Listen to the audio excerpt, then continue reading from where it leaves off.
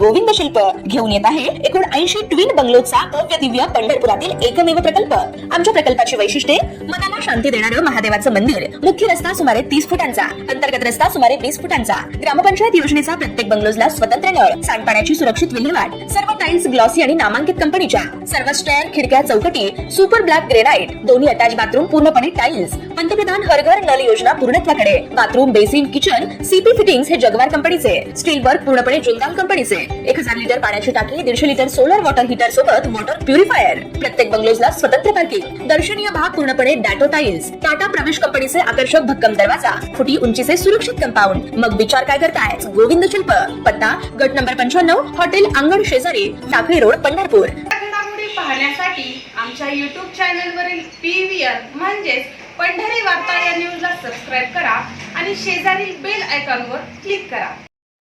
महाराष्ट्र राज्य जनहित शेतकरी संघटनेचे संस्थापक अध्यक्ष प्रभाकर भैया देशमुख यांनी पंढरपूर मोहोळचे प्रांताधिकारी सचिन इथाफे यांना निवेदन देत जिल्ह्यामध्ये गेल्या वर्षी पावसाने पूर्णपणे पाठ फिरवल्यामुळे भयानक दुष्काळ परिस्थिती निर्माण झाली आहे। काही जिल्ह्यात गारपीट, अतिवृष्टी झालेली आहे, त्यामुळे कष्टकरी शेतकऱ्यांचे 100% वीज बिल माफ करावं व त्यांची कर्जमाफी 2 लाखापर्यंतची कर्जमाफी करावी। त्याच्यापेक्षा जास्त कर्ज असेल तरी 2 लाखाची सरसकट कर्जमाफी करण्यात यावी।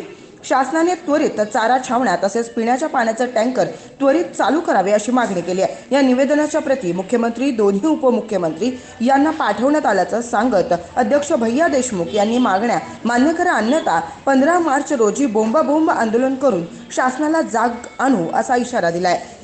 महाराष्ट्र राज्य जनहित शेतकरी संघटना संस्थापक अध्यक्ष प्रभाकर भैया देशमुख माझ्या ह्या महाराष्ट्र राज्यात आणि सोलापूर जिल्ह्यामध्ये गेल्या वर्षी पूर्ण पावसाने पाठ फिरवलेले असताना अशा परिस्थितीमध्ये शेतकरी अतिशय आर्थिक संकटात सापडलेला आहे।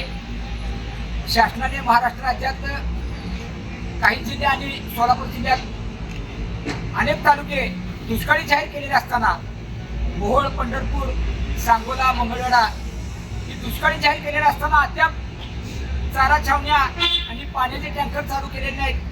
मुख्य जनावर आता पाणी वाचून अक्षरशः तडफडून मरत आहेत। उन्हाची दगदग चालू झालेली असताना शासनाने फक्त दुष्काळ जाहीर करून मुख्य जनावरांचं पोट भरणार नाही, त्यासाठी त्याला चारा आणि पाणी दिले पाहिजे। आणि अशा भयानक दुष्काळामध्ये सुद्धा महाराष्ट्रातल्या इतर जिल्ह्यामध्ये कुठे अतिवृष्टी झाली, गारपीट झालेली आहे, तो पण शेतकरी या विविध नैसर्गिक आपत्तीमुळे संपलेला आहे। तर राज्याचे मुख्यमंत्री एकनाथ शिंदे साहेब व दोन्ही उपमुख्यमंत्री आणि जिल्ह्याचे पालकमंत्री तसेच महसूल मंत्री यांना जनहित शेतकरी संघटनेच्या वतीने लिखित स्वरूपात मागणी केलेली आहे। त्यांना कळवलेलं आहे आम्ही की त्वरित महाराष्ट्र राज्यातल्या शेतकऱ्यांचं 100% वीज बिल माफ करा, 2 लाखाची कर्ज माफी करा, 5 लाख कर्ज असो, 10 लाख असो, त्यातलं सरसकट 2 लाख कर्ज माफ करा। कारण द्यायचं असेल तर मोठ्या मनानं कर्जमाफी करा, नाहीतर पहिल्या वेळेसारखं 2 लाखावर 2000 आहेत त्याचं माफ होत नाही असं कुठल्याही जाचकाठी घालू नका। मोठ्या मनानं शेतकऱ्यावर प्रेम करा। आणि या बाबतीत लोकसभेचे इलेक्शन आल्यामुळं अधिकारी, राज्यकर्ते सगळे बिझी आहेत, त्यात माझ्या मुख्य जनावराला तुम्ही मारू नका। खरंच तुम्ही दुष्काळ जाहीर केलेला असेल तर तातडीनं उपाय टाकून चारा छावण्या आणि गाव ते दुष्काळ भागात पाण्याचे टँकर चालू करा, अन्यथा येत्या 8 दिवस वाट बघून 15 तारखेला सोलापूर जिल्हाधिकारी कार्यालयासमोर आम्ही बोंबाबोंब आंदोलन करून जाब विचारल्याशिवाय राहणार नाही। याची किंमत याच्या लोकसभेला तुम्हाला मोजावी लागेल। ही वेळ माझ्या शेतकऱ्यावर आणू नका, हे आपल्याला सरकारला विनंती करतो।